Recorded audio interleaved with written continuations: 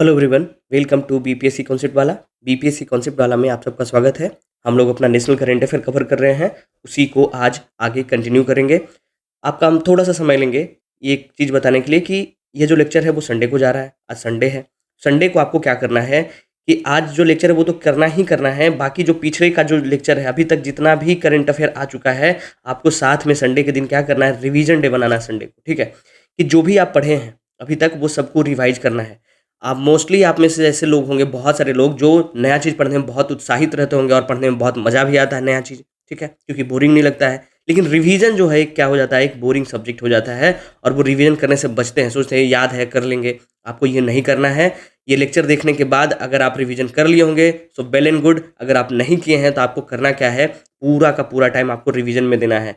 इससे पहले जितना भी करंट अफेयर आ चुका है उसको एक बार रिवीजन कर लेना। जैसे या तो आप नोट्स बनाए होंगे, नोट्स फटाफट देखने में कितना ही समय लग जाएगा, 1 घंटा लगेगा फटाफट देखने में, क्योंकि मोस्टली चीज़ें तो आपको याद ही होंगी। आपको बस रिवाइज करना है, आँख के सामने से उसको जल्दी जल्दी क्रॉस कर लेना है। और जो फैक्ट आपको लगता है वो भूल गए हैं, उसको दूसरे पेन से उसको वो नोट कर लीजिए, ताकि अगले बार जब रिवीजन करें तो सिर्फ और सिर्फ उसी को आपको देखना है, ध्यान देना है। जो चीज़ याद है उसको उस पर टाइम नहीं देना है। तो आपको करना क्या है, रिवीजन करना है। ठीक है, अगर आप चाहते हैं कि ये एग्ज़ाम में आपका एग्ज़ाम निकले या आपका रोल नंबर आपके फाइनल पीडीएफ में हो, तो एक ही शॉर्टकट है, वो है revision. Revision is the key. अगर आप रिवाइज नहीं करेंगे तो फाइनल एग्ज़ाम में आप भूल जाएंगे और उस समय एग्ज़ाम में आएगा कि कोई था जो कह रहा था और हम किए नहीं थे। ठीक है, तो आइए हम आगे शुरू करते हैं। आगे जो हम शुरू करेंगे वो है पर्सन इन न्यूज। और पर्सन इन न्यूज में जो पहला आदमी है वो है D Gukesh. This guy is just genius person, है ना, जीनियस आदमी है ये। ठीक है, अगर डी गुकेश गुकेश की बात करें तो ये क्या है, ये एक चेस खेलने के प्लेयर हैं, चेस खेलते हैं। 12 साल में, ये महज 12 साल में ये क्या बनते हैं, 2019 में सेकेंड यंगेस्ट ग्रैंड मास्टर बन जाते हैं और ये चेन्नई के रहने वाले हैं। ठीक है, this guy is D Gukesh. ये अभी क्या बन गए हैं, ये यंगेस्ट विनर बन गए FIDE candidate tournament from India. India से सबसे यंगेस्ट, अगर हम पूरे बात करें वर्ल्ड लेवल पे तो थर्ड यंगेस्ट बने हैं। पेन चेंज कर ले रहे हैं, थर्ड यंगेस्ट बने हैं पूरे वर्ल्ड में। और इंडिया में बात करें, अगर इंडिया में बात करें तो इंडिया में फर्स्ट यंगेस्ट क्या बन गए हैं, winner of FIDE candidate tournament. ठीक है, फिडे कैंडिडेट टूर्नामेंट ये पूरे चेस का सबसे बड़ा टूर्नामेंट होता है। ये चेन्नई के रहने वाले हैं और ये सबसे यंगेस्ट प्लेयर भी बने थे जो वर्ल्ड चैंपियन मैग्नस कार्लसन को हराया था।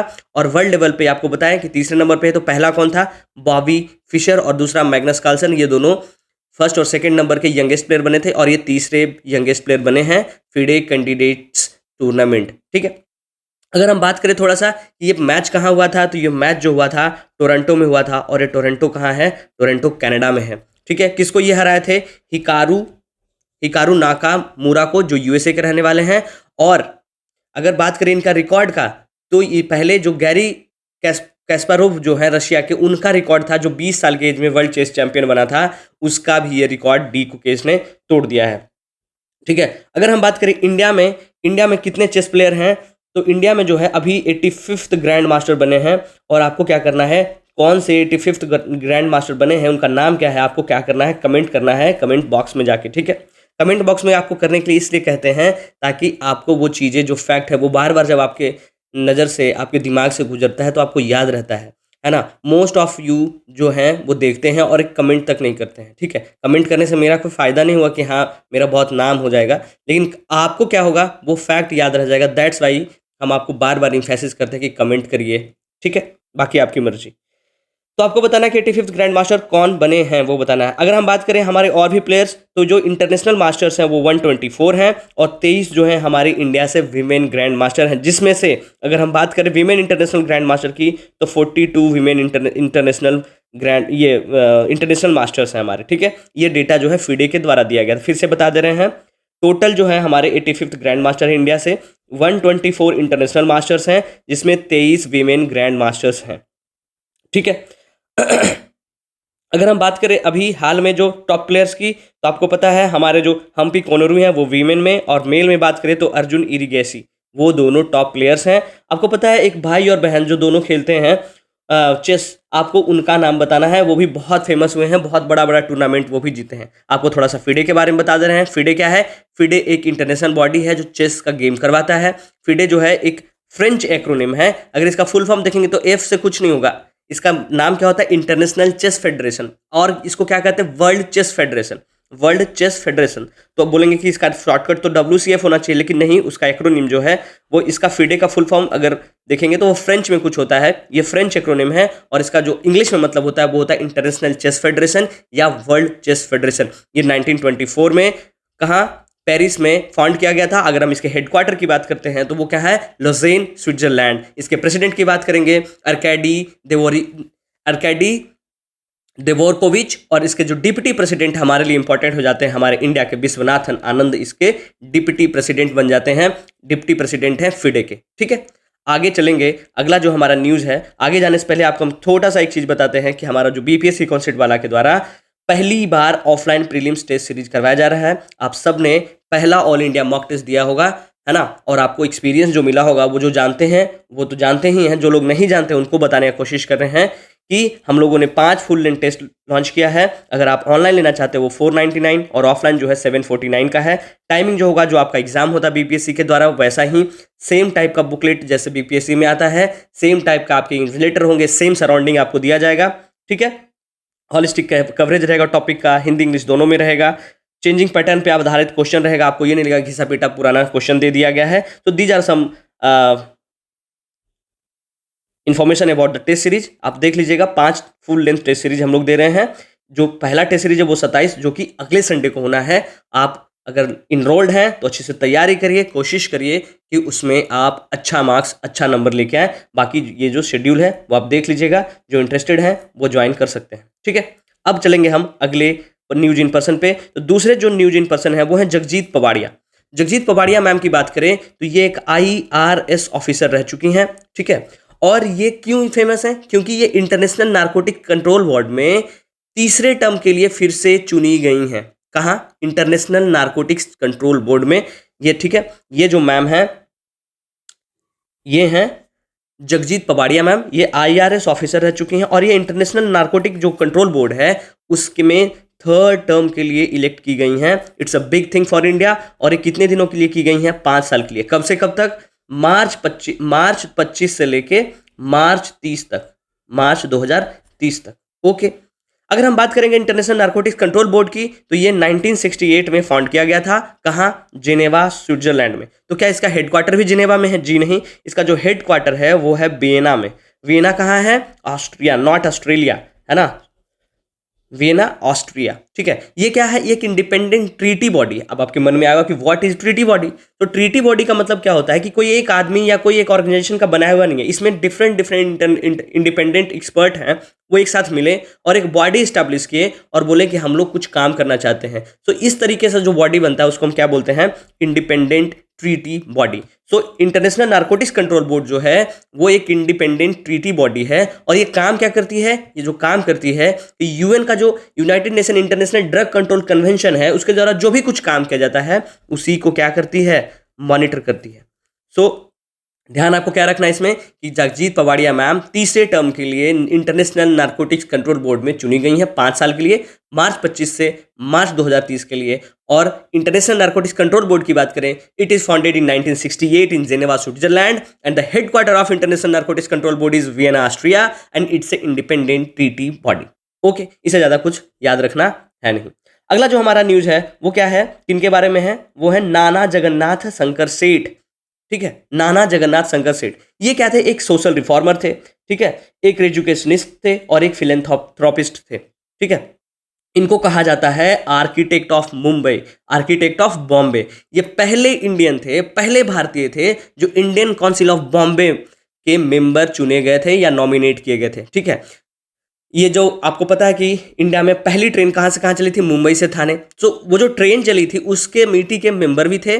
तो इनकी क्यों न्यूज में है नाना जगन्नाथ, जो नाना जगन्नाथ साहब हैं वो ये हैं। ठीक है, एक मराठी मानुस थे और ये बहुत ज़्यादा सोशल रिफॉर्म, एजुकेशन के लिए काम कर चुके हैं। ठीक है, इनको क्या बोला जाता है, आर्किटेक्ट ऑफ बॉम्बे। तो इन्होंने क्या डिसाइड किया है, महाराष्ट्र का कैबिनेट ने क्या डिसाइड किया है कि जो मुंबई सेंट्रल स्टेशन है उसका नाम बदल दिया जाए और उसका नाम किन पे रखा जाए, नाना जगन्नाथ शंकर सेठ पे। एक ट्रिब्यूट होगा, उनको याद करने का एक तरीका होगा। और इन्होंने सजेशन दिया है या बोला है या पूछा है मिनिस्ट्री ऑफ रेलवे से, that's why he was in news. ठीक है, आपको क्या बताना है, आपको भी बताएं कि हमारी जो पहली ट्रेन थी मुंबई से थाने चली थी।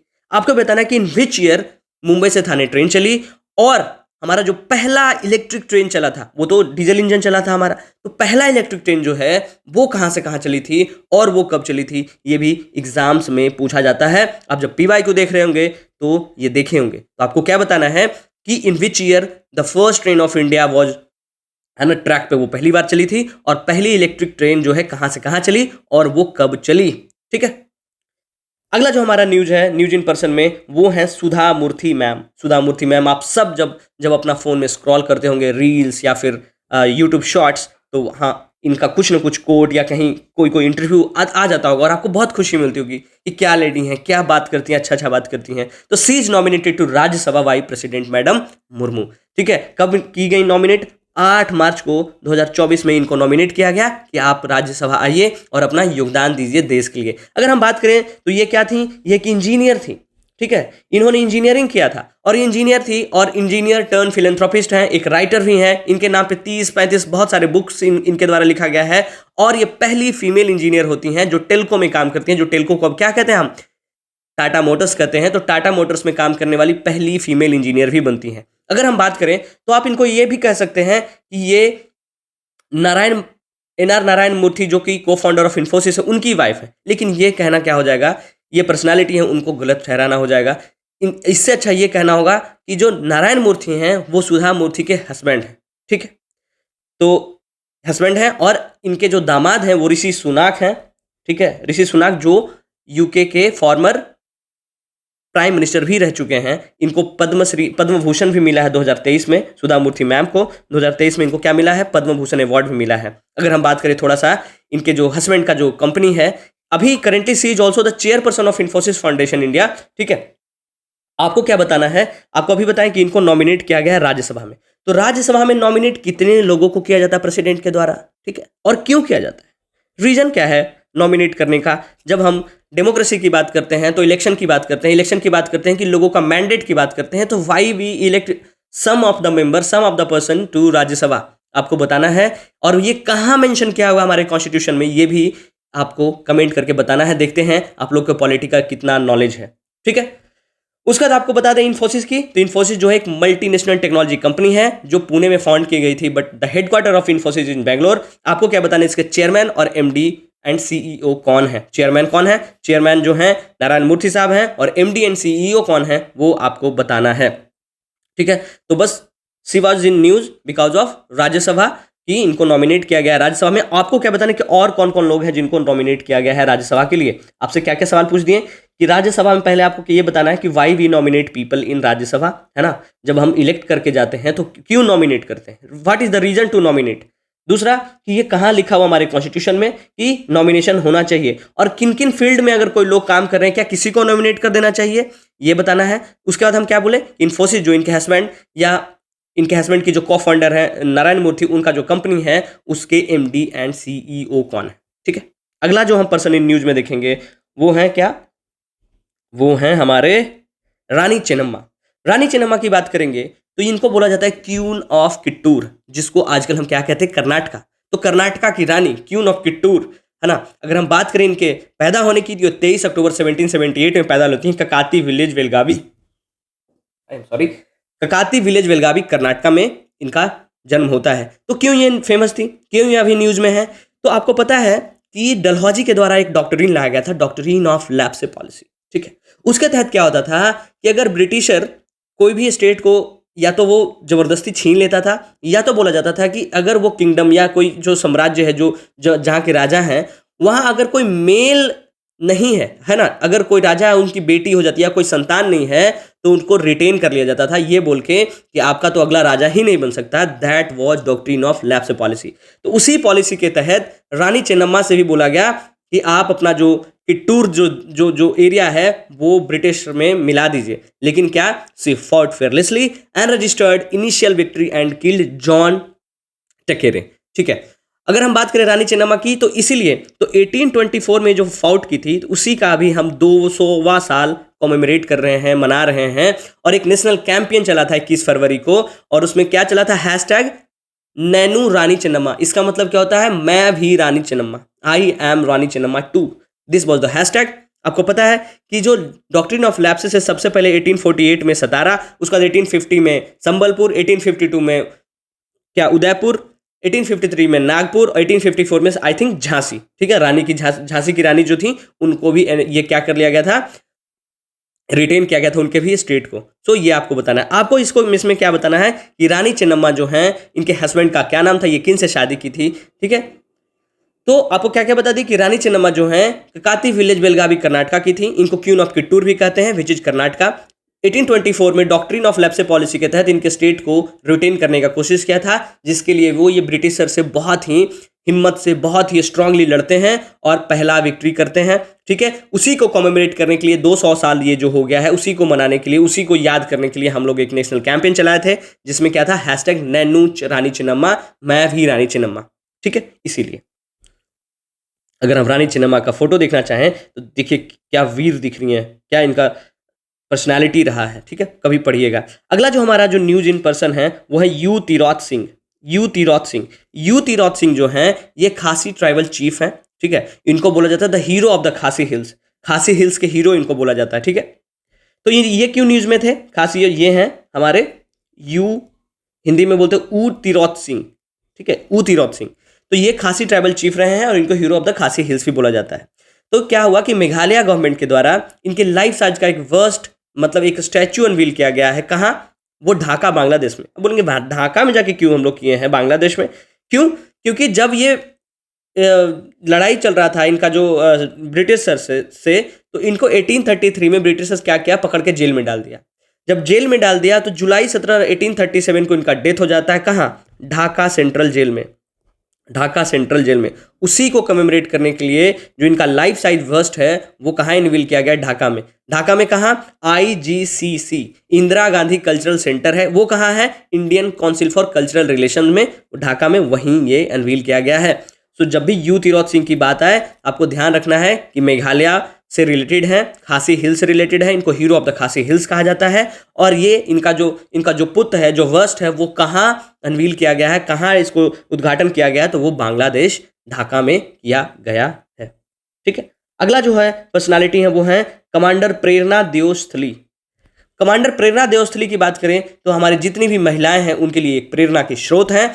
ये पहली महिला बनी है, ये पहली अधिकारी बनी है इंडियन नेवी में जिनको वेस्टर्न फ्लीट की इंडियन नेवल वॉरशिप को कमांड करेंगी, ठीक है। वेस्टर्न फ्लीट की इंडियन नेवल वॉरशिप को ये क्या करेंगी, कमांड करेंगी। ये मुंबई से हैं और इन्होंने जो इंडियन नेवी है वो 2009 में ज्वाइन किया गया था, ये इनके द्वारा ज्वाइन किया गया था इंडियन नेवी 2009 में। और ये पहले क्या क्या कमांड कर चुके हैं, तो ये पहले INS त्रिनकत, ठीक है, INS त्रिनकत TRINKAT, ठीक है, INS त्रिनकट के कमांडिंग ऑफिसर भी अपॉइंट किए गए थे, जो कि INS त्रिनकट की बात करें तो ये गोवा बेस्ड एक शिप है, ठीक है। आपको बस यही ध्यान रखना है कि commander Prerna Deosthali she become the first women officer जो इंडियन नेवी के वेस्टर्न फ्लीट को इंडियन वॉरशिप को कमांड करेंगी। ये 2009 में नेवी ज्वाइन की थी। कहाँ से हैं, ये मुंबई की रहने वाली हैं और INS त्रिकंठ के कमांडिंग ऑफिसर भी अपॉइंट किए गए थे। अगला जो हमारे पर्सनालिटी हैं, ये क्या आ गया, जाइए भैया आप, तिरुवल्लुवर। तिरुवल्लुवर कौन है, एक संत हैं, एक तमिल के पोएट हैं, है ना, इनको हम वल्लुवर भी बोलते हैं, वल्लुवर, ठीक है। तो ये क्यों न्यूज में थे, इनके द्वारा पहले बोला जाता है, इनको तमिल में बहुत ज़्यादा लोग मानते हैं कि कास्ट और रिलीजन से उठ के इनको कल्चरल और मोरल आइकन इनको माना जाता है, तिरुवल्लुवर को, ठीक है। तो ये जो संत आपको दिख रहे होंगे ये हैं तिरुवल्लुवर, ठीक है। इनको हम क्या बोलते हैं, वल्लुवर भी बोलते हैं। इनका लिटरेरी वर्क की बात करें, जो प्राइमरी लिटरेरी वर्क है उसका नाम है थिरुकुरल। शायद मेरा प्रोनाउंसिएशन सही नहीं होगा तमिल का, पता नहीं क्या होता है, लेकिन थिरुकुरल बोलते हैं इसको। ये फ्रांस का एक कर्जी शहर है, वहाँ इनका स्टैचू बनाया गया है। क्यों बनाया गया है, ताकि लोग इनको तमिल आइकन मानते हैं तो इनको रिगार्ड कर सकें इसके लिए, और नाम दिया गया है स्टैचू ऑफ तिरुवल्लुवर। ये कब किया गया, ये 10 सितंबर 2023 को अनवील किया गया कर्जी फ्रांस में। तो तिरुवल्लुवर आपको बस ये ध्यान रखना है कि तमिल के पोएट और एक संत थे, ठीक है। और जो लोग इनको जो आइकन माने जाते हैं वो कल्चरल और मोरल आइकन भी मानते हैं, ठीक है। अगले जो हमारे पर्सनालिटी हैं वो है रेशमा प्रसाद। इतनी इंटरेस्टिंग कैरेक्टर हैं, और अगर बिहार के रह के आप इनको नहीं जान रहे रेशमा प्रसाद को, तो आपको सोचना चाहिए कि आप बिहारी कैसे हैं। शी इज रेशमा, और she is a transgender women, या बोल सकते हैं ट्रांसजेंडर पर्सनालिटी या पर्सन, ठीक है। अगर हम बात करें तो इनको सबसे पहली ये ट्रांस पर्सन बनी है जिनको एक यूनिवर्सिटी में के सीनेट मेंबर में नॉमिनेट किया गया है, और वो यूनिवर्सिटी, बहुत फख्र की बात है कि वो पटना यूनिवर्सिटी है, और पटना यूनिवर्सिटी के सीनेट में इनको एक सीनेट मेंबर के रूप में नॉमिनेट किया गया। क्यों किया गया है? To encourage and promote trans community. जो ट्रांस कम्युनिटी है उनको इनकरेज करने के लिए, प्रमोट करने के लिए, किस चीज़ में? Society, social and educational sector में प्रमोट करने के लिए। ये गोरिया टोली जो पटना है वहाँ रहती हैं, और ये काम क्या करती हैं? ये काम करती है एजुकेशनल या सोशल या इकोनॉमिकल बेटरमेंट, जो भी ट्रांस कम्युनिटी है, ट्रांसजेंडर कम्युनिटी है, उसके शिक्षा के लिए, उसका सोशल के लिए, उसका इकोनॉमिकल बेटरमेंट के लिए। और इनका जो ऑर्गेनाइजेशन है उसका नाम है दोस्ताना सफ़र। दोस्ताना सफ़र, ठीक है। दोस्ताना सफ़र इनका जो ऑर्गेनाइजेशन है उसका नाम है, उसी के थ्रू, या कह सकते हैं एनजीओ है, उसी के थ्रू ये ट्रांस कम्युनिटी के लिए काम करती हैं। आपको अभी ये क्या है, ये और भी फेमस क्यों थी? इनके द्वारा एक पटना में रेस्टोरेंट बनाया गया है जिसका नाम क्या है? सतरंगी दोस्ताना restaurant, free hugs, supported by Patna municipal corporation Patna. ये कहाँ है? गांधी मैदान के पास में है। मोना सिनेमा आप सब जानते होंगे, मोना सिनेमा के पीछे ये सतरंगी दोस्ताना रेस्टोरेंट है। आपको पता होगा कि ये पूरे इंडिया में पहला ऐसा रेस्टोरेंट बनता है जो क्या है, जहां जितने भी वर्कर हैं वो सब के सब ट्रांस हैं, है ना, ट्रांसजेंडर है। किन्नर कम्युनिटी के द्वारा ये चलाया जाता है, और वो बहुत बढ़िया रेस्टोरेंट है। आप कभी जाइए, इसलिए नहीं जाइए कि वहाँ जाना है और वो सेल्फी लेना है या वीडियो बना के आपको कूल बनना है कि हम आए हैं सपोर्ट करने। ये तो बहुत गलत बात होती है। अगर किसी को आप सपोर्ट करना चाहते हैं तो बस जाइए और सपोर्ट करिए, ना कि उसको कूल बनने के लिए फ़ोटो लगाइए और दिखाइए, ठीक है। सो सतरंगी दोस्ताना जो रेस्टोरेंट है वो पटना में बनाया गया है, और ये पूरे इंडिया का है ना। लोग बिहार को बोलते हैं कि यहाँ के लोग बहुत स्टीरियोटाइप और ऑर्थोडॉक्स हैं। देखिए कैसे ऑर्थोडॉक्स हैं हम लोग, ठीक है। और भी कोई इतना ज़्यादा, बहुत ज़्यादा सब डेवलप्ड है, केरला है, ये है, वो है, लेकिन कहाँ इस तरीके का इनिशिएटिव शुरू हो रहा है, ठीक है। आपको एक चीज़ और क्या बताना है, आप लोग सब पढ़े होंगे स्कीम के बारे में। उसमें एक स्कीम ऐसा है जो ट्रांसजेंडर लोगों के लिए, एजुकेशन के लिए, सोसाइटी, सोशल बेटरमेंट के लिए एक स्कीम चलाया गया है। वो स्कीम का क्या नाम है आपको कमेंट करके बताना है, ठीक है। सो सी वॉज रेशमा प्रसाद। आपको बता दिए कि रेशमा प्रसाद को सीनेट में, है ना, पटना यूनिवर्सिटी के सीनेट मेंबर के रूप में नॉमिनेट किया गया है, और इनके द्वारा एक दोस्ताना सफ़र एनजीओ ऑर्गेनाइजेशन है जो बहुत सालों से चलता आ रहा है, और इनके द्वारा एक रेस्टोरेंट भी चला जाता है जिसका नाम क्या है? सतरंगी दोस्ताना रेस्टोरेंट, जो ट्रांसजेंडर कम्युनिटी के लिए द्वारा। अभी आप यूट्यूब पे जब सर्च करेंगे ना, सब लोग बोल देते हैं क्या पता है, कि ये रेस्टोरेंट ट्रांसजेंडर रेस्टोरेंट है। अरे भाई, कोई रेस्टोरेंट ट्रांसजेंडर कैसे हो सकता है? ये बोलिए ना कि जो रेस्टोरेंट है वो ट्रांसजेंडर कम्युनिटी के द्वारा चलाया जाता है, ना कि ट्रांसजेंडर रेस्टोरेंट है। सो आप अपने फैक्ट के साथ थोड़ा क्लियर रहिए, ठीक है। अगला जो है हमारा है वो है we are Lalithambika. We are Lalithambika जो है हमारे इसरो की एक साइंटिस्ट हैं, इसरो की साइंटिस्ट हैं। इनको क्यों न्यूज़ में है?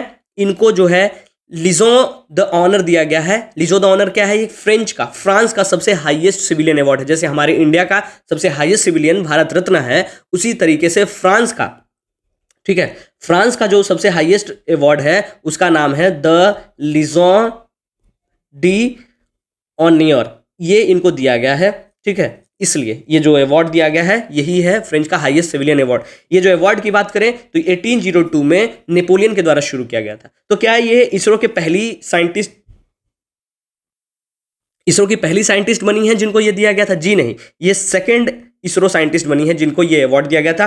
पहले कौन थे? वो थे एएस किरण कुमार, ठीक है, एएस किरण कुमार। तो आपको बस यही याद रखना है कि वी आर ललितांबिका जो इसरो की साइंटिस्ट हैं, उनको फ्रांस का सबसे highest civilian award the Legion de honour दिया गया है, और ये सेकंड इसरो साइंटिस्ट बनी है। पहले इसरो साइंटिस्ट कौन थे? एएस किरण कुमार। उनको 2019 में भी इस अवार्ड से नवाजा गया था। आपको क्या बताना है? इसरो का हेडक्वार्टर कहाँ है और इसरो के चेयरमैन कौन है, ठीक है। हमारा जो अगला न्यूज इन पर्सन है वो है शीतल महाजन। शीतल महाजन कौन है? शीतल महाजन जो है एक पुणे की रहने वाली हैं। शीतल महाजन, इनका पूरा नाम शीतल महाजन राणे है, ठीक है। शीतल महाजन राणे जो है ये है शीतल महाजन राणे, और ये अभी 42 वर्ष की हैं। ये एक इंडियन स्काई डाइवर है। स्काई डाइवर क्या होता है? जो हवा में जाता है और वहाँ से डाइविंग करता है, वहाँ कूद जाता है और हवा में डाइविंग करते हुए नीचे आता है। तो इनको एक नया ऊंचाइयां छुई हैं, इनके द्वारा एक नया किया गया है। वो क्या किया गया है कि 21,500 फीट पे जाके 21,500 फीट से हेलीकॉप्टर पे जाके कूद गई हैं और वो सेफली लैंड की। तो ये इनका नया रिकॉर्ड बना है और ऐसा करने वाली ये पूरे दुनिया में पहली वीमेन बनी है। ठीक है, और अगर ये बोला जाए तो ये माउंट एवरेस्ट जो है हमारा, माउंट एवरेस्ट के सामने गई, 21,500 फीट पे हेलीकॉप्टर से कूद गई और वो नीचे सेफली आ गई, इसलिए इनका ये नया रिकॉर्ड बना है, इसीलिए ये न्यूज में थी। तो आपको ध्यान रखना है कि Sheetal Mahajan is a Indian skydiver, है ना, कहाँ की रहने वाली, पुणे के रहने वाली हैं और इनको पद्मश्री भी मिला है। कब मिला है? 2001 में इनको पद्मश्री का अवार्ड भी दिया गया था। ठीक है, that's why she is in news. अगला न्यूज है वो है रैमती गुरिया। रैमती गुरिया जो हैं, आपको पता होगा, जो शहर के जो लोग होते हैं वो खुद को बहुत ही ज़्यादा एम्पावर्ड और शहर के समझते हैं, लेकिन कुछ कुछ गांव में भी या छोटे छोटे जगह से ही कुछ लोग ऐसे हैं जो एक मिसाल बन जाती हैं। उसी में से एक है रैमती गुरिया, जो इनका नाम है। ठीक है, ये है रैमती गुरिया। इनको बोला जाता है मिलेट क्वीन ऑफ इंडिया, है ना, मिलेट क्वीन ऑफ इंडिया क्यों कहा जाता है? ये कहाँ की रहने वाली हैं? ये रहने वाली हैं कोरापुर उड़ीसा की, कोरापुर उड़ीसा। ठीक है, और इनको बोला जाता है मिलेट क्वीन ऑफ इंडिया। ये जो है वो 30 से ज़्यादा अनकॉमन मिलेट्स थे, है ना। नॉर्मल मिलेट्स तो आप सब भी जानते होंगे, लेकिन उससे ज़्यादा 30 से ज़्यादा मिलेट्स को क्या किए, नर्चर किए हैं और सेफ गार्ड किए हैं। दैट्स वाई इनको कहा जाता है क्वीन ऑफ मिलेट्स। अगर हम बात करें तो ये और भी बहुत सारी ऐसी महिलाएं हैं जिनको आर्ट ऑफ मिलेट कल्टीवेशन, कि मिलेट को कैसे ठीक से रखा जाता है ना, टेम्परेचर क्या चाहिए, उसको किस तरीके से बोया जाता है, कैसे उसका फसल को ये देख रेख करना होता है, ये सब कुछ ट्रेनिंग इनके द्वारा बहुत सारे महिलाओं को दिया गया था। और ये इनके द्वारा एक एग्रीकल्चर स्कूल भी बनाया गया इनके ही गांव में, इन्हीं के द्वारा। ठीक है, रैमती गुरिया के द्वारा ही इनके गांव में, जो इनका गांव है कोरापुर, वहाँ इनके द्वारा एक एग्रीकल्चरल स्कूल भी बनाया गया था, जिसमें वो सिखाती हैं कि मिलेट्स को कैसे देख रेख करना है, कैसे इसका कल्टीवेशन करना है। बहुत सारे महिलाओं को ये सिखाती हैं। That's why Raimati Ghuriya in news she called the millet queen of India. ठीक है, अगला जो हमारा न्यूज है वो है प्लेसेस इन न्यूज। हम अब प्लेसेस इन न्यूज देखेंगे कि कौन कौन सा ऐसा जगह है जो न्यूज में रहा और क्यों रहा है। तो प्लेसेस इन न्यूज में जो हम पहला जगह देखेंगे वो है फनीगिरी बुद्धिस्ट साइट। फनीगिरी एक बुद्धिस्ट साइट है, वो कहाँ है? ये है सूर्यापेट डिस्ट्रिक्ट तेलंगाना में। तो हम देखते हैं ये क्यों फेमस हुआ, क्यों लोग इनको जानने का कोशिश कर रहे हैं। तो ये जो जगह है ये है फनीगिरी। फनीगिरी, फनी का मतलब क्या होता है? जो सांप का फन होता है ना, the hood of the snake, snake hood. और गिरी का मतलब क्या होता है? हिलॉक। हिलॉक का मतलब क्या होता है? छोटा पहाड़ी, छोटी पहाड़ी, है ना, जिसको हम हिलॉक क्या है? टाइप ऑफ लैंड फॉर्म है। सो फनीगिरी, दैट्स वाई वी से कि ये जो शेप में है वो किस चीज़ का शेप में है? जो स्नेक का जो हुड होता है ना, इस तरीके से, ठीक है, उसी के शेप में है। दैट्स वाई इस जगह को, इस प्लेस को क्या बोलते हैं? हम फनीगिरी बोलते हैं। ये कहाँ है? ये है सूर्यापेट डिस्ट्रिक्ट तेलंगाना में। आपको बस यही ध्यान रखना है कि कहाँ है ये। तो फनीगिरी बुद्धिस्ट साइट जो है वो तेलंगाना सूर्यापेट डिस्ट्रिक्ट में है। ये क्यों फेमस हुआ? क्योंकि यहाँ जो है डिपार्टमेंट ऑफ आर्कोलॉजी और डिपार्टमेंट ऑफ म्यूजियम के लोग के द्वारा एक कॉइन हॉर्ड मिला है। ठीक है, कि जो सिक्के थे पुराने सिक्के, उसका एक होर्ड मिला है, एक पोटली मिला है ना, इसीलिए ये बहुत ज़्यादा फेमस है। और बोला जा रहा है जो सिक्का मिला है वो इक्ष्वाकु, है ना, इक्ष्वाकु पीरियड के समय का ही मिला है। दैट्स वाई ये न्यूज में था। आपको ध्यान क्या रखना है कि फनीगिरी बुद्धिस्ट साइट जो है वो सूर्यापेट डिस्ट्रिक्ट तेलंगाना में है। क्यों फेमस हुआ? क्या मिला यहाँ मिला कॉइन हर्ड मिला, है ना, पैसे का एक पोटली मिला है। किसके द्वारा खोजा गया? Department of archaeology and department of museum के द्वारा। और अगर हम बात करें तो वो जो सूर्यापेट जगह है उसके 40 किलोमीटर हिल टॉप है जो फनीगिरी, उसी का जगह पे है ये फनीगिरी। ठीक है, तो क्या क्या मिला है? अर्थन पॉट मिला है, यही सब मिला है जो हमारे लिए इंपॉर्टेंट नहीं है। इक्ष्वाकु पीरियड का मिला है और बाकी स्टोन बीट्स मिला है, ग्लास बीट्स मिला है, शेल बैंगल फ्रेगमेंट्स मिला है।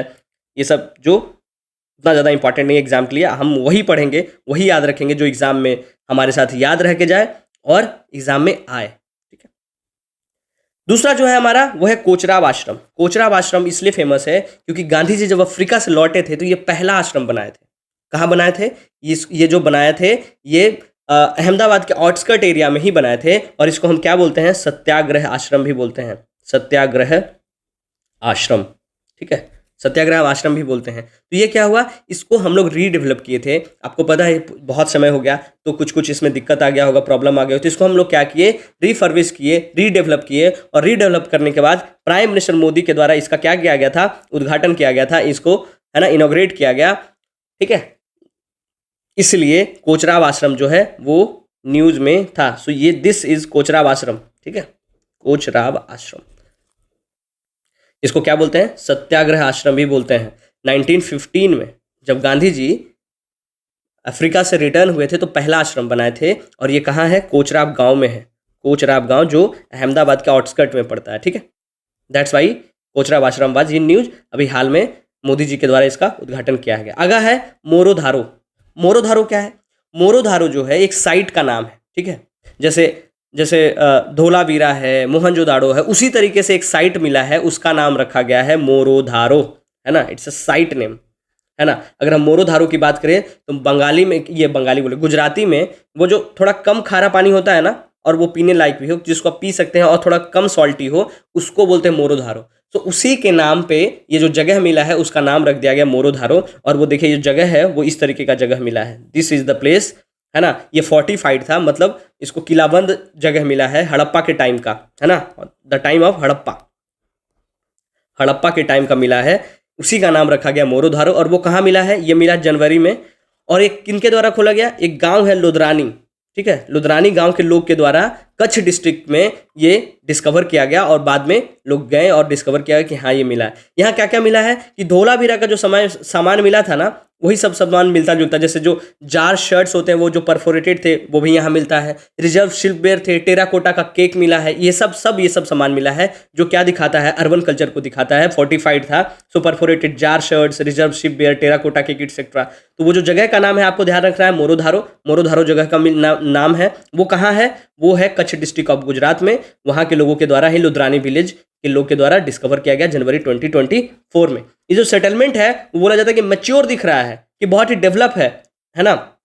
मैच्योर से लेट हड़प्पन के बीच का सेटलमेंट दिख रहा है। बाकी धीरे धीरे इसके बारे में आएगा तो फिर इसके बारे में पढ़ा जाएगा। अगला जो हमारा न्यूज है वो है धोरदो, है ना। धोरदो, धोरदो क्या है? ये भी कच्छ डिस्ट्रिक्ट ऑफ गुजरात से रिलेटेड है। और इसको यूएन वर्ल्ड टूरिज्म ऑर्गेनाइजेशन के द्वारा 2023 में बेस्ट टूरिज्म विलेज का अवार्ड दिया गया है धोरदो को, ठीक है। आपको ध्यान रखना क्या कि best tourism village, best tourism यहाँ लिखा ही होगा, है ना। यूएन वर्ल्ड टूरिज्म ऑर्गेनाइजेशन के द्वारा बेस्ट टूरिज्म विलेज का अवार्ड इसको दिया गया है, ठीक है। ये बात करें तो ये भुज से 86 किलोमीटर दूर है, ठीक है। इंडिया पाकिस्तान के बॉर्डर पे पड़ता है। ये क्यों इसको मिला है? क्योंकि वहाँ का जो टेंट सिटी है, धोरदो टेंट सिटी, वो बहुत ज़्यादा फेमस है। ये जो देखिए, ये जो आपको सफ़ेद सफ़ेद दिख रहा होगा, ये सब क्या है? टेंट है ना। ये जो सफ़ेद दिख रहा होगा, ये सब जो छोटा सा दिख रहा होगा, ये सब टेंट्स हैं, क्लियर नहीं है, ठीक है। तो ये अपने टेंट सिटी के लिए बहुत फेमस है। और मड हट्स, ये जो मड हट आपको दिख रहा होगा, ये मड हट है, उसको क्या बोलते हैं? उसको बोलते हैं वुंगाज, है ना। वुंगाज, VHUNGAS। जो मड हट्स है वो वुंगाज है, इसलिए इसको ये बहुत ज़्यादा वहाँ फेमस है, टेंट सिटी और मड हट्स के लिए। यहाँ क्यों इसको मिला बेस्ट टूरिज्म विलेज का अवार्ड? क्योंकि ये यहाँ ना एनुअल रन उत्सव होता है, रन ऑफ कच्छ में, जो क्या दिखाता है? गुजरात का religious tradition, art, music and craft etcetera. और ये पहला ये होस्ट विलेज बना था, जो आपको पता है G20 का मेजबानी इस बार इंडिया के द्वारा किया गया था पिछली बार। तो वहाँ का जो फर्स्ट टूरिज्म वर्किंग ग्रुप का जो मीटिंग हुआ था वो इसी गांव धोरदो के द्वारा किया गया था। So Dhordo is a village who got the best tourism village का अवार्ड मिला। किसके द्वारा? यूएन वर्ल्ड टूरिज्म के द्वारा 2023 में, है ना। ये भुज से 86 किलोमीटर दूर है, बॉर्डर पे पड़ता है। और ये होस्ट क्या करता है? एनुअल रन उत्सव। लोग जाते हैं, बहुत मजा आता है वहाँ, बहुत सुंदर होता है। ये जो मड हट्स होते हैं उसको क्या बोलते हैं? वुंगाज। और ये जो टेंट सिटी है, धोरदो टेंट सिटी, वो भी फेमस है, ठीक है। That's why Dhordo was in news. आपको अगर हम बात करें UNWTO, United Nations World Tourism Organization का, तो ये क्या है? एक यूएन का एक एजेंसी है जो क्या प्रमोट करता है? Responsible, sustainable and universally accessible tourism. कि क्या हो? रिस्पॉन्सिबल हो, ऐसा नहीं कि कहीं जाके आप गंदा फैला दे रहे हैं, कुछ किसी वहाँ का जो नेचुरल कुछ ब्यूटी है उसको आप बिगाड़ दे रहे हैं, उसी को ये प्रमोट करता है। और WTO की, UNWTO के हेडक्वार्टर की बात करें तो वो है मैड्रिड, स्पेन, और फाउंड किया गया था 1975 में, ठीक है। अगला जो हमारा जो प्लेस इन न्यूज है वो है देवघर। देवघर क्यों फेमस है? देवघर क्यों न्यूज में है? क्योंकि मोदी जी के द्वारा 10,000वां जन औषधि केंद्र कहाँ शुरू किया गया, उद्घाटन किया गया? एम्स देवघर में, ठीक है। नवंबर 30 को मोदी जी देवघर जाते हैं और देवघर में एम्स जो खुला है उसमें 10,000वां जन औषधि केंद्र का उद्घाटन करते हैं। देवघर जो है वो आपको पता है संथाल परगना डिवीजन का हेडक्वार्टर है, या मेन सिटी है देवघर, और देवघर क्यों फेमस है? हमारे हिंदू पिलग्रिम्स के लिए, है ना, बाबा धाम के लिए। आपको पता है जो बाबा धाम है, ये जो हमारा है, ये है देवघर एम्स। ये देवघर एम्स का कैंपस है, देवघर एम्स, ठीक है। यहीं 10,000वां जन औषधि केंद्र बना है, और यही जो फेमस है वो बाबा धाम है ना, जिसको हम क्या बोलते हैं, बाबा बैद्यनाथ धाम, उसी के लिए फेमस है। ये क्या है? एक ज्योतिर्लिंग है। आपको पता है कि कितने ज्योतिर्लिंग है? 12 ज्योतिर्लिंग है हमारे पूरे देश में, और ये 12वां में से एक ज्योतिर्लिंग है। और कितने शक्तिपीठ है? आपको कमेंट करके बताना है कि कितने शक्तिपीठ है हमारे देश में, इंडिया में कितने शक्तिपीठ हैं, वो आपको बताना है। तो इसलिए देवघर जो है न्यूज़ में था, ठीक है। अगला जो है न्यूज़, वो जो है कोझिकोड जगह है। कोझिकोड कहाँ है? केरला में है। वो क्यों न्यूज़ में था? क्योंकि पहला जो इंडिया का जो पहला ऑल वीमेन पुलिस स्टेशन बनता है वो कोझिकोड में ही बनता है, ठीक है। ये जो पुलिस स्टेशन है ना, ये कोझिकोड में ही बनता है। जो पहला बनता है वो कब बनता है? 1973 में इंदिरा गांधी जाती हैं, the then prime minister of India, और वो उसको इनॉग्रेट करती हैं। उसी का गोल्डन जुबली मनाने के लिए, ठीक है, कोझिकोड को इसका गोल्डन जुबली मनाया गया है। All India women police station जो है कोझिकोड का, उसी का गोल्डन जुबली मनाया गया, इसलिए ये जगह न्यूज़ में था। तो आपको ये ध्यान रखना है कि पूरे इंडिया का पहला ऑल वीमेन पुलिस स्टेशन कहाँ बनाया गया था? वो कोझिकोड में। और कब बनाया गया था? 27 अक्टूबर 1973 को इंदिरा गांधी के द्वारा इनॉग्रेट किया गया था। लेकिन अगर आप केरला पुलिस के वेबसाइट पर जाइएगा तो वो 23 अक्टूबर दिखाता है, ठीक है। ये थोड़ा सा कन्फ्लिक्ट है ये, ओके।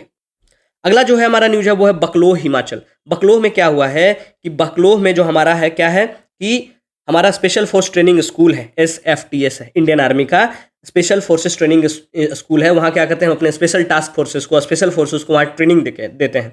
तो वहाँ क्या इनोग्रेट किया गया है? वहाँ वर्टिकल विंड टनल इनोग्रेट किया गया है। वर्टिकल विंड टनल क्या होता है? ये जो टनल आपको दिख रहा है, ये क्या है? वर्टिकल विंड टनल है। इसमें आप क्या कर सकते हैं? यहाँ पे जाके आप ट्रेनिंग आपको दिया जाएगा, जिसमें आप रियल जो फ्री फॉल एक्सपीरियंस होता है, जो ग्रेविटी फील करने का जो एक्सपीरियंस होता है, वो आपको वहाँ देने के लिए ये बनाया गया था। ये पूरे इंडिया का पहला वर्टिकल विंड टनल बना है, जिसको हम क्या बोलते हैं? VWT, वर्टिकल विंड टनल, ठीक है। किस लिए दिया गया? किस लिए उद्घाटन किया गया? कि जो हमारे स्पेशल फोर्सेस हैं उनको ट्रेनिंग एक कंट्रोल इन्वायरमेंट मिले, उनका स्किल इन्हांस हो, दैट्स वाई मिलिट्री ट्रेनिंग के लिए ये किया गया था। ये उद्घाटन किसके द्वारा किया गया? उस समय के जो आर्मी चीफ थे मनोज पांडे, उनके द्वारा ये इनॉग्रेट किया गया। अभी कौन हमारे आर्मी चीफ हैं? आर्मी चीफ आपको पता है बदल गए हैं। Army chief, who is the current army chief? आपको कमेंट करके बताना है। और ये देखिए फ्री फॉल का एक्सपीरियंस लिया जा रहा है ये टनल में, ठीक है। तो आपको बस यही ध्यान रखना है कि बकलोह हिमाचल में इंडिया का पहला वर्टिकल टनल जो है उसका इनॉग्रेशन इंडियन आर्मी के चीफ के द्वारा किया गया था।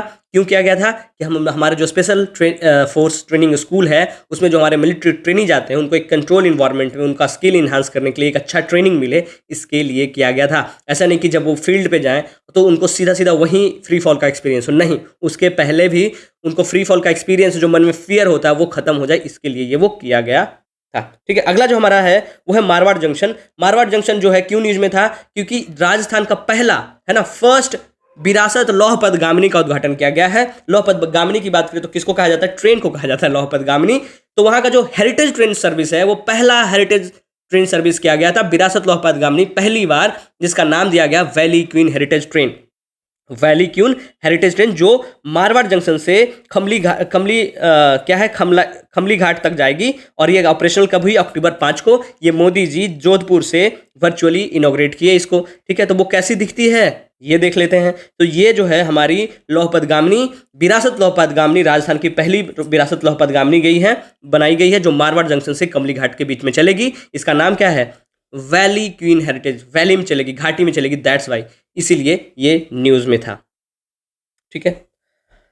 अगला जो है हमारा शहर दुमका। दुमका आपको सबको पता है कि झारखंड का सेकंड कैपिटल कहा जाता है। दुमका में क्या इनॉग्रेट किया गया है? दुमका का मतलब झारखंड का सबसे लॉन्गेस्ट ब्रिज, है ना, उसका उद्घाटन किया गया हेमंत सोरेन जी के द्वारा। हेमंत सोरेन अभी उस समय फॉर्मर हो चुके थे, अभी फिर से CM बन चुके हैं, है ना। बिहार और झारखंड का अजब ही खेल है, कौन कब फॉर्मर कौन कब प्रेजेंट हो जाएगा कुछ पता नहीं चलता है, ठीक है। तो वो 2.3 किलोमीटर का जो ब्रिज है वो 2.3 किलोमीटर लंबा है, और वो झारखंड का सबसे लंबा ब्रिज में आ जाता है। आपको ब्रिज का करना है कंपेयर तो हमारे बिहार आइए, सबसे लंबा ब्रिज मिलेगा और गिरेगा भी, ठीक है। वो कौन से रिवर पे किया गया है? मयूराक्षी रिवर, जो दुमका में है। मयूराक्षी रिवर को हम क्या बोलते हैं? मोर रिवर भी के नाम से भी जानते हैं। और ये त्रिकुट हिल से निकलती है। त्रिकुट हिल्स वहाँ रोपवे वगैरह ये सब है। आप कभी उधर गए होंगे तो जरूर ही घूमे होंगे। आपको क्या बताना है कि मयूराक्षी रिवर पे ना एक डैम बनाया गया था, या अभी है, ठीक है। वो डैम जो है बहुत फेमस, चलिए हम नाम बता दे रहे हैं, मसानजोर डैम, ठीक है। मयूराक्षी रिवर पे एक डैम है, मसानजोर डैम है। आपको क्या बताना है कि ये कौन से देश के हेल्प से ये डैम जो है वो बनाया गया था? मसानजोर डैम, ठीक है। अगला जो हमारा न्यूज है वो गुरुग्राम से आता है। गुरुग्राम में इंडिया का पहला पोर्टेबल हॉस्पिटल, जो भीष्मा जिसको बोलते हैं हम लोग, भीष्मा मैत्री, तो भीष्मा जिसको हम बोलते क्या है, आरोग्य मैत्री एड क्यूब, वो पहली बार अनवील किया गया। पूरे दुनिया का पहला पोर्टेबल हॉस्पिटल किसके द्वारा बनाया गया है? हमारे इंडिया के द्वारा बनाया। ये जो है हमारा मयूराक्षी पे ब्रिज जो बनाया गया था, झारखंड का सबसे लंबा ब्रिज, वो उसका फोटो है। और ये जो आपको दिख रहा होगा ये क्यूबिकल्स में, ये है हमारा क्या है? भीष्मा, ठीक है। ये क्या है? हमारा भीष्म, जिसको हम बोलते हैं आरोग्य मैत्री एड क्यूब। ये दुनिया का पहला पोर्टेबल हॉस्पिटल बना है। और ये किसके तहत बनाया गया था? ये जो बनाया गया था प्रोजेक्ट भीष्मा के तहत, BHISHMA। भीष्मा का एक मतलब होता है, इसका एक फुल फॉर्म है, क्या है? भारत हेल्थ इनिशिएटिव फॉर सहयोग हित एंड मैत्री। क्या है? भारत हेल्थ इनिशिएटिव फॉर सहयोग हित एंड मैत्री। इसमें ना पूरा 72 क्यूब्स होता है, डिटैचेबल मेनी क्यूब्स। ये जैसे एक ये दिख रहा, ठीक है, तो ये एक होगा। इसी तरीके से 72 क्यूब्स को मिला के एक हॉस्पिटल बन जाता है। और जब ये जो खुलता है तो इस तरीके का सिस्टम बन जाता है। ये जो देख रहे हो, ये कैसा क्यूबिकल बन जाता है, कैसा ये रूम जैसा बन जाता है। और इसमें सारी सुविधाएं होती हैं, है ना, ऑक्सीजन की, है ना, ICU की, ये सब सुख सुविधाएं इसमें दिया जाता है, ठीक है। तो ये प्रोजेक्ट भीष्मा के तहत गुड़गांव में सबसे पहली बार दुनिया का पहला पोर्टेबल हॉस्पिटल को अनवील किया गया है। और अभी पता है हमारे प्राइम मिनिस्टर साहब कहाँ गए थे? यूक्रेन गए थे। तो यूक्रेन को ये गिफ्ट के तौर पे हमारे मोदी जी के द्वारा ये ही दिया गया, वहाँ के देश को, यूक्रेन को भीष्मा ही हम लोग दिए, ठीक है। अगला जो हमारा न्यूज है वो है कोंगथोंग। कोंगथोंग जो है इतना प्यारा गांव है, जिसको चार्मिंग विलेज बोलते हैं, इसको हम विस्लिंग विलेज बोलते हैं, इसको हम सिंगिंग विलेज बोलते हैं, है ना। आप कभी जाएंगे, ये कहाँ है? ईस्ट खासी हिल्स मेघालय में पड़ता है। और इसको best tourism village bronze award दिया गया है। किसके द्वारा दिया गया है? ये दिया गया है मिनिस्ट्री ऑफ टूरिज्म के द्वारा, ठीक है। नेशनल टूरिज्म अवार्ड 2023 में best tourism village bronze award इसी गाँव को, कोंगथोंग को मिला है। बोला जाता है, क्या पता है, यहाँ एक जिंगरवानी इवोबेई है, ठीक है, ट्रेडिशन है जो जिसको प्रिजर्व करने के लिए मिला है, कि ये प्रिजर्व्ड है। बोला जाता है कि जितना भी बच्चा पैदा होता है उसको एक यूनिक ट्यून सुनाया जाता है। ऐसा नहीं कि पहले से जो ट्यून है वही सुना दिया गया, नहीं, उसके लिए एक यूनिक ट्यून बनाते हैं। और वो ट्यून, वो जो मेलेडी होता है जो सुनते हैं, वो जो बच्चा है उसको पूरे लाइफ कैरी करना होता है वो ट्यून को।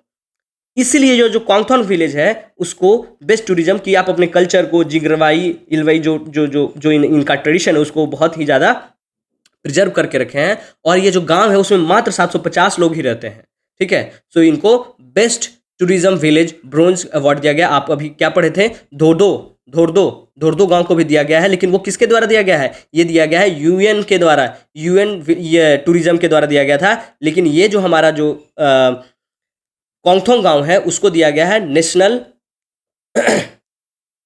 National tourism award 2023 ministry of tourism के द्वारा गया। आपको क्या बताना है कि हु इज द, अभी हमारे टूरिज्म मिनिस्टर कौन है आपको बताना है। आपको क्या बताया था? धोर्दो जो गांव है उसको दिया गया था। एनुअल रन उत्सव में वो सेलिब्रेट करता है, इसके लिए किसके द्वारा दिया गया था? यूएन वर्ल्ड टूरिज्म ऑर्गेनाइजेशन के द्वारा। बट कोंगथोंग की बात करें तो मिनिस्ट्री के टूरिज्म के द्वारा दिया गया। क्यों दिया गया है?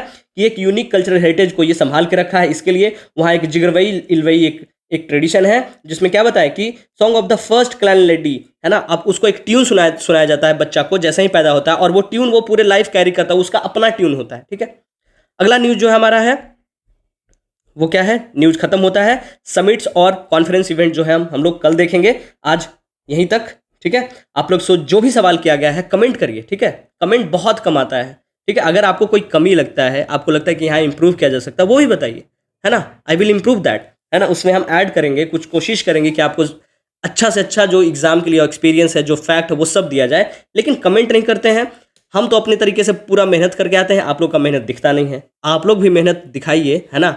हम बता रहे हैं कि यहाँ मेहनत जब आप करेंगे ना, एग्जाम में भी आपको वो दिखेगा। और जब आप एग्जाम हॉल से निकलेंगे उसी समय आपको समझ में आएगा कि क्या कौन सही कह रहा था, कौन गलत कह रहा था। Thank you so much.